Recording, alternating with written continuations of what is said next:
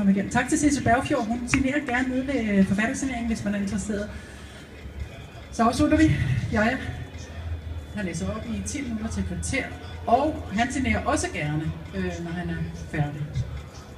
Værsgo, Jaja. Og tillykke med prisen. Det er selvfølgelig derfor også, at vi slutter af med ham, fordi han har fået prisen.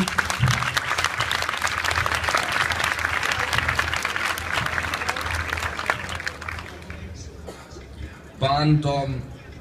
5 børn på række og en far med en køl, flere grader rig og en pøl af pis. Vi stikker skiftevis en hånd frem for forudsigelighedens skyld.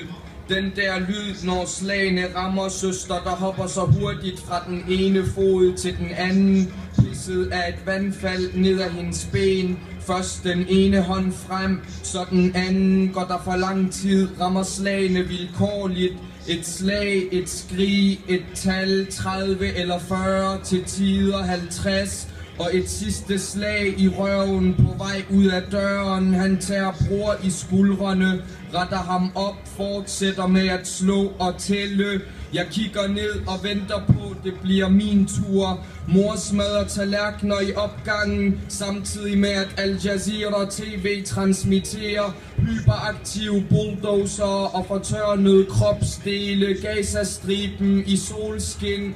Slag bliver brændt, hvis en zionist ikke anerkender vores eksistens, hvis vi overhovedet eksisterer, når vi hikster angsten og smerten, når vi snapper efter vejret eller meningen. I skolen må vi ikke tale arabisk, derhjemme må vi ikke tale dansk. Et slag, et skrig, et tal.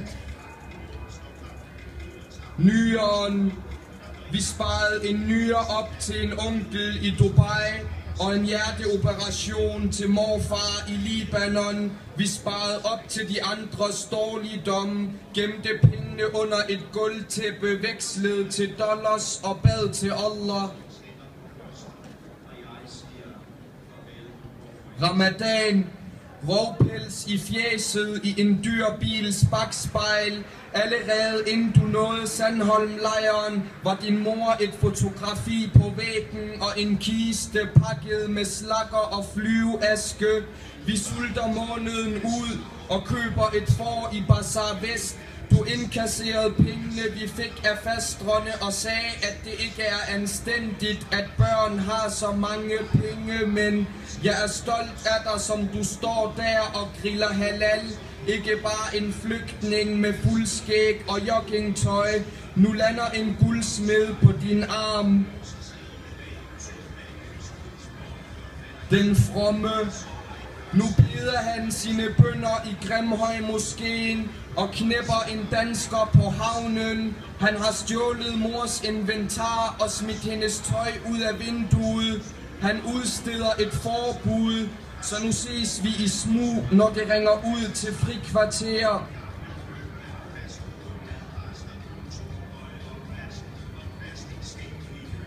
På vej over Øresund i en rusten Land Rover. 2 pædagoger med tendenser til tun og Bøf Stroganoff på dåse.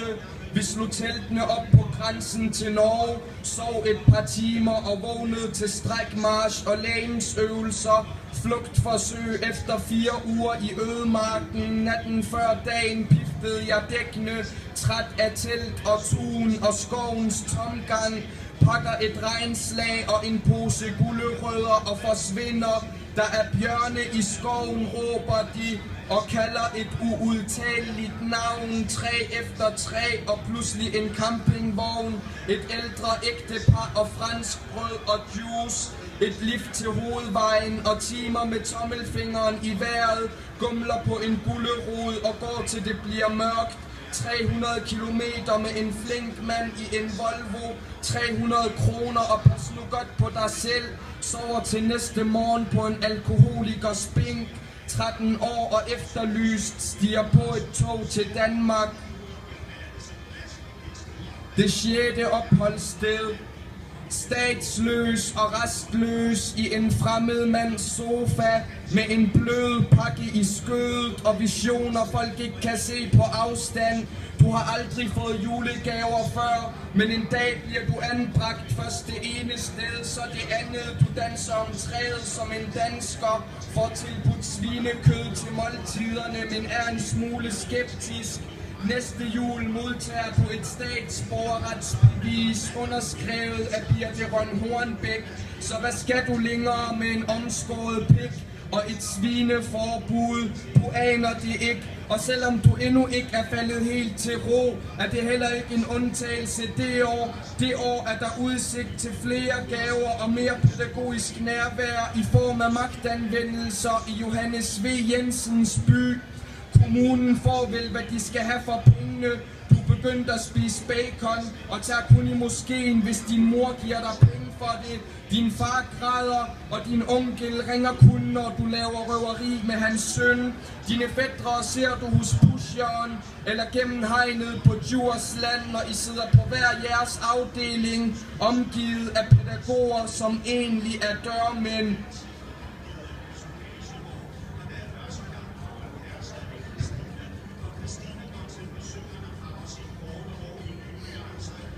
Fødslen. En mor skriger en hals, en vemodig martrød, en kyskusse og opforstrød, en krop, der ikke kunne bide med farens stemme.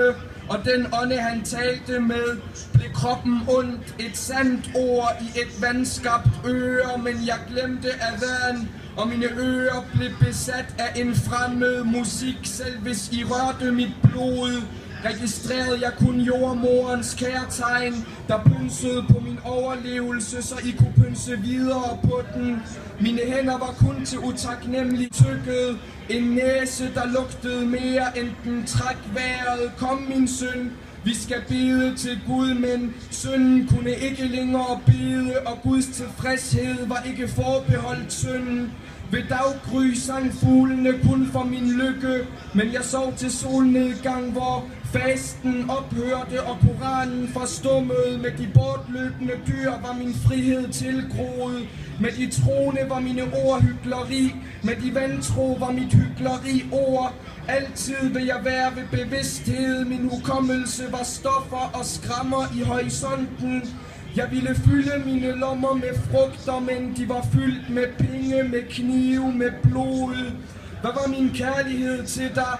Et glas vand, en lukket mund, en bange respekt og de mekaniske kindkys. 2 lyde på den ene kind og 2 på den anden, og pludselig kunne jeg ikke længere bede. De forhudlede vers forlod min krop, og når jeg endelig reciterede, var det på et toilet eller i en vantros frodige favn. Lad min mors hånd være. Hun hilser ikke, lad hende græde sine tårer uscharmerende som sult. For jeg var bavian, jeg knuppede synden på tanden. Mit lem bar jeg ikke kun for urin. Jeg pillede ved kusinerne i Allahs navn. Puberteten var min slagmark, min anarchid var fra Jahannam.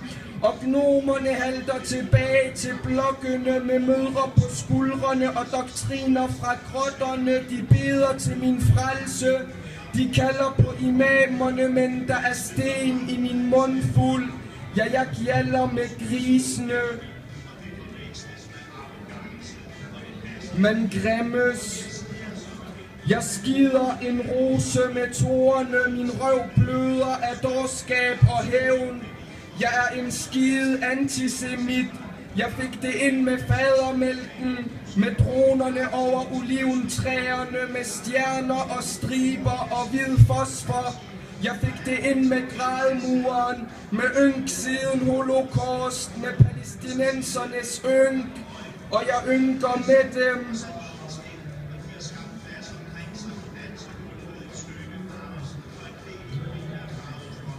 Februar uforudsigelighed. Stilhed er stilhed, og det vokser vildt. Dit helvede er mit. Så simpelt er det, når jeg erobrer det med håb i fingerspidserne. Dine øjne er en illusion, så min paranoia griner i natten. Jeg er det svævende, det bevidstløse, kønsløs i nøgen luft. Jeg slår koldbøtter i tankerne. I februar havde jeg en drøm. Så pas på, hvor du sætter din kys, de kunne sætte sig fast. Du siger et eller andet, og så siger jeg et eller andet, men jeg kan ikke bare slå det op for at slå det hen. Tænde en ny cigaret og se en anden solopgang.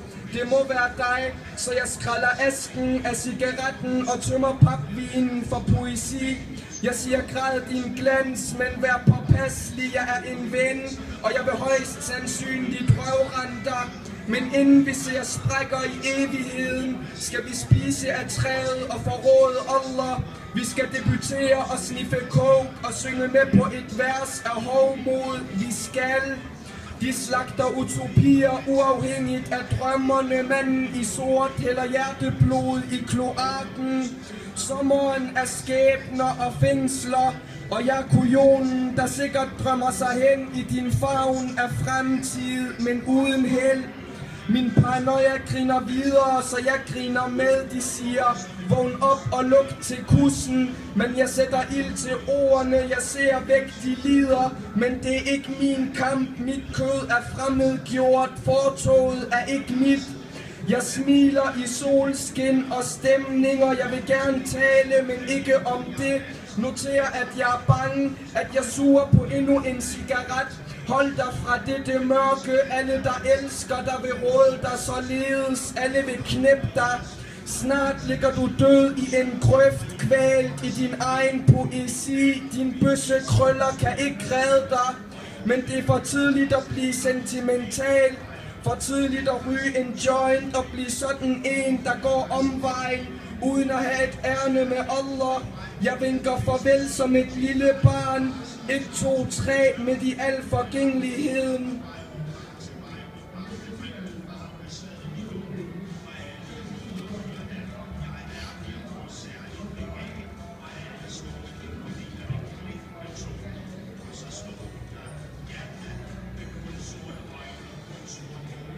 Da jeg vågner, spiller symfonien fra en sprække i himlen. Satan har været her.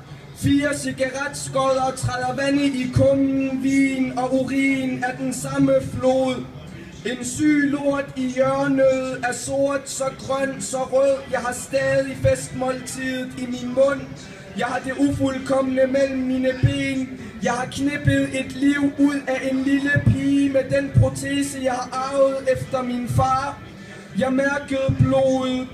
Jeg opgav dagens krystal og håbede til højre for mig. Jeg søgte ly for menneskeheden. Jeg spiste dagens måltid i et hul. Jeg tog storhedsvanvid til mig. Jeg dukkede mig for regnen som en anden idiot. Jeg nedskrev synderne og sendte dem til korrektur hos profeterne. Jeg frigav synderne samvittigheden, som er råden, som min hjerne, som må være en forbryders. Jeg leder stadig efter min forhud.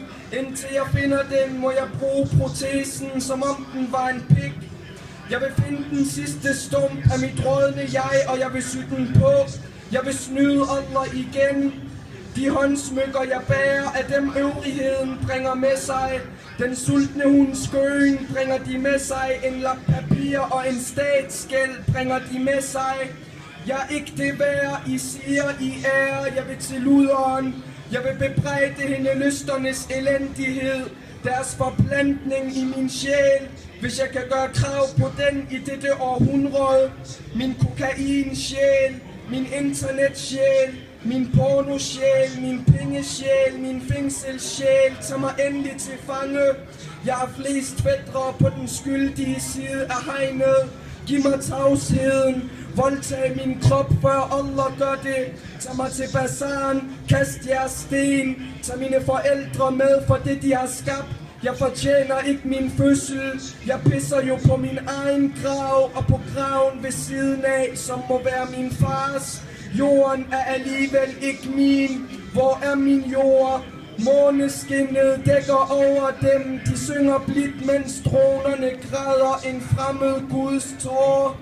Jeg går på jagt efter min mors mave. I gjorde mig uafhængig. I gjorde mig i stand til at sove min mor, da I klippede navlestrengen. Det skulle I aldrig have gjort. Jeg skulle have været min mors hund i snor. Asken af det, der ikke længere er. Mørket er det, der aldrig bliver, men se nu her, hvad Satan har efterladt. En evig flamme fra sit helvede.